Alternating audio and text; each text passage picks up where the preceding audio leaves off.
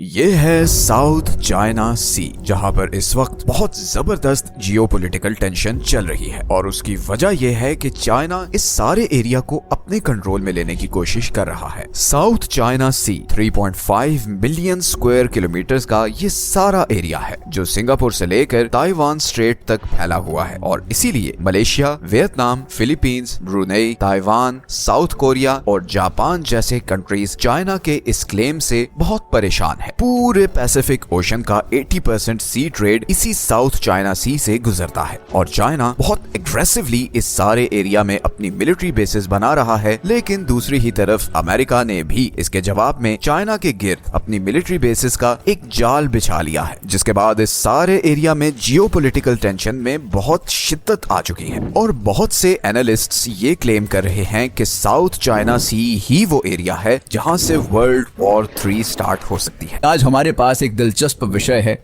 लेकिन पहले मैं कॉफी बनाऊंगा और फिर हम जारी रखेंगे। आज की वीडियो में हम ये समझेंगे कि साउथ चाइना सी आखिर दुनिया के लिए इतना इम्पोर्टेंट क्यों है। इसी तरह हम चाइना के पर्सपेक्टिव से भी समझने की कोशिश करेंगे कि आखिर वो इस सारे एरिया को कंट्रोल क्यों करना चाहता है और आखिर में हम देखेंगे कि इस सब का अंजाम क्या हो सकता है। तो चलते हैं दुनिया के सबसे कंटेस्टेड समुद्र की तरफ, जिसे कहते हैं द साउथ चाइना सी। पूरी दुनिया का 30% सी ट्रेड साउथ चाइना सी के जरिए होता है। हर साल 11 बिलियन ऑयल बैरल्स और 190 trillion cubic feet natural gas इसी समुद्र से गुजर के साउथ ईस्ट एशियन कंट्रीज को जाती है। साउथ चाइना सी पैसिफिक ओशन को इंडियन ओशन से कनेक्ट करता है और इसीलिए ये एक बहुत ही इंपॉर्टेंट ट्रेड रूट है जिसे जो भी कंट्रोल करेगा पूरी दुनिया का 30% ट्रेड उसके कंट्रोल में होगा। आज की डेट में 5 कंट्रीज साउथ चाइना सी के डिफरेंट एरियाज को क्लेम करती हैं और उनका ये क्लेम यूनाइटेड नेशंस के लॉ ऑफ द सीज की बेसिस पे है, जिसके मुताबिक हर कंट्री की कोस्ट लाइन से लेकर समुद्र में 200 मील तक जो एरिया है वो एक्सक्लूसिव इकोनॉमिक जोन या शॉर्ट फॉर्म में EEZ है। मतलब उस एरिया के नेचुरल रिसोर्सेज और वहां से गुजरने वाली ट्रेड पर उस कंट्री का राइट होगा। सो फॉर एग्जांपल, अगर वियतनाम की कोस्ट से 200 मील के अंदर ऑयल डिस्कवर होता है तो उस पर वियतनाम का राइट होगा। इसी तरह समुद्र का जो भी हिस्सा EEZ नहीं है वो इंटरनेशनल वाटर डोमेन होगा। मतलब यूनाइटेड नेशंस के मैरीटाइम लॉ के मुताबिक हर कंट्री का उस पर राइट होगा। अब यहाँ पर मौजूद सारे कंट्रीज इसी EEZ लॉ के मुताबिक अपना अपना एरिया क्लेम करते हैं, सिवाय चाइना के। चाइना के मुताबिक इस पूरे साउथ चाइना सी पर उसका हिस्टोरिकल क्लेम है। वर्ल्ड वॉर 2 में जब जापान हारा तो चाइना ने मौके का फायदा उठाते हुए ये 9 डैश लाइन ड्रॉ की और करीबन 90% साउथ चाइना सी को अपना एरिया डिक्लेयर किया। इससे पहले ये एरिया जापान के कंट्रोल में था। 1973 में जब UN ने 200 मील के एक्सक्लूसिव इकोनॉमिक जोन वाला लॉ बनाया तब भी चाइना ने इस लॉ को मानने से इनकार कर दिया और इंसिस्ट किया कि ये डॉटेड लाइन वाले सारे साउथ चाइना सी पर उसका राइट है। इसी तरह साउथ चाइना सी के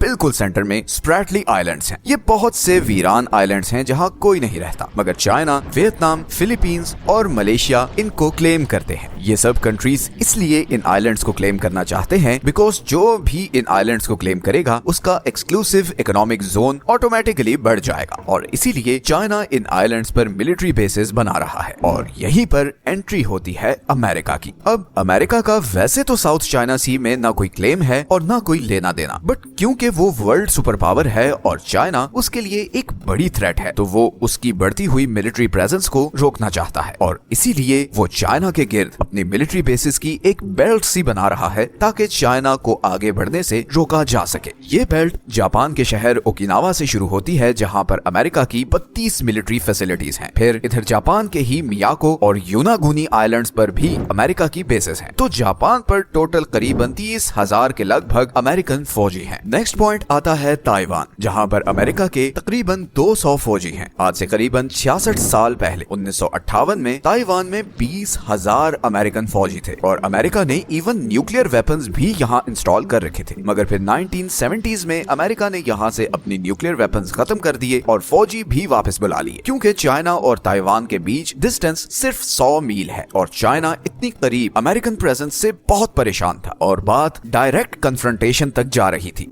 मैं उन लोगों को धीरे से याद दिलाना भूल गया जो लाइक बटन दबाना भूल गए हैं। ताइवान के बाद नेक्स्ट पॉइंट है फिलीपींस, जिसके पैलावन आइलैंड पर अमेरिकन एयरबेस है, जहां पर 2000 अमेरिकन फौजी होते हैं। इसी तरह फिलीपींस के ही लूजोन आइलैंड पर क्लार्क एयरबेस है, जहां 1000 के करीब अमेरिकन फौजी हैं। इसी तरह इधर सुलू में चाइनीज जहाजों को इंटरसेप्ट करने के लिए 500 के करीब अमेरिकन फौजी और अमेरिकन एंटी एयरक्राफ्ट सिस्टम लगाया गया है। और फिर आखिर में इधर वियतनाम में डानांग एयरबेस पर 500 के करीब अमेरिकन फौजी हैं। अमेरिका और वियतनाम की गवर्नमेंट के बीच एक एग्रीमेंट भी है कि अमेरिकन एयरफोर्स कभी भी वॉर की सूरत में वियतनाम के एयरपोर्ट्स यूज कर सकती है। और अभी ये स्टोरी खत्म नहीं हुई। चाइना को चोक करने की इस स्ट्रेटेजी का एक और बहुत बड़ा प्लेयर है ऑस्ट्रेलिया। अमेरिका, यूके और ऑस्ट्रेलिया के बीच एक मिलिट्री एग्रीमेंट है जिसे ऑकस कहते हैं। इस एग्रीमेंट के अकॉर्डिंग ये तीनों कंट्रीज मिलकर एक सबमरीन फोर्स बना रहे हैं ताकि वो सारे पैसिफिक ओशन की निगरानी कर सकें। अमेरिका और यूके ने ऑलरेडी पर्थ के पोर्ट पर एक बेस बनाई हुई है जहां पर ये सबमरीन्स बनाई जा रही हैं। तो अगर हम चाइना के पर्सपेक्टिव से देखें तो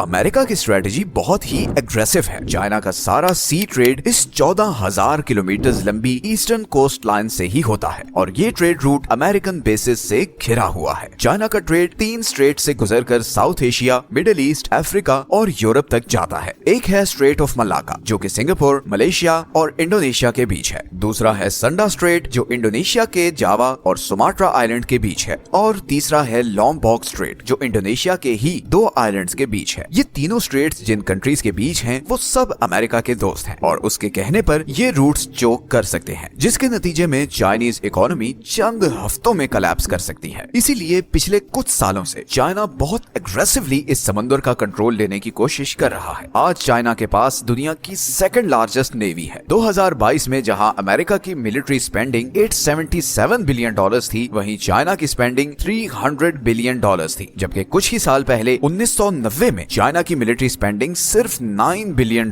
थी। चाइना अपनी नेवी के जरिए अपने सारे ट्रेड रूट्स को किसी भी ब्लॉकेड से प्रोटेक्ट करना चाहता है। उसकी इकोनॉमी ऑलरेडी बहुत तेजी से ग्रो कर रही है और अगर हम ये ग्राफ देखें तो बड़ा क्लियर है कि कैसे चाइना बहुत जल्द अमेरिका को क्रॉस करके दुनिया की सबसे बड़ी इकोनॉमी बनने वाला है। पिछले 80 सालों से अमेरिका पूरी दुनिया पर राज करता आया है, मगर जैसा हमेशा से ह्यूमन हिस्ट्री में होता आया है कि एम्पायर्स अपनी पीक पर पहुंची थी, फिर डिक्लाइन होती हैं और कोई और एम्पायर उनकी जगह ले लेती है। बिल्कुल ऐसे ही अब लग रहा है कि अमेरिका की जगह कोई और लेने वाला है and it looks like it's going to be China. America पूरी कोशिश करेगा कि वो चाइना को दुनिया की सुपर पावर बनने से रोके और इसके लिए चाहे उसे चाइना के ट्रेड रूट्स को चोक करना पड़े, चाहे मिलिट्री के जरिए उसे प्रेशराइज करना पड़े, जो भी अमेरिका के बस में होगा वो करेगा। इसके दूसरी तरफ चाइना सीम्स अनस्टॉपेबल। रशिया से अलायंस के बाद चाइना जियोपॉलिटिकली बहुत पावरफुल बन चुका है और वर्ल्ड सुपर पावर बनने की ये रेस अब और भी इंटरेस्टिंग हो गई है। लेकिन यही रेस बहुत जल्द हमारी दुनिया को एक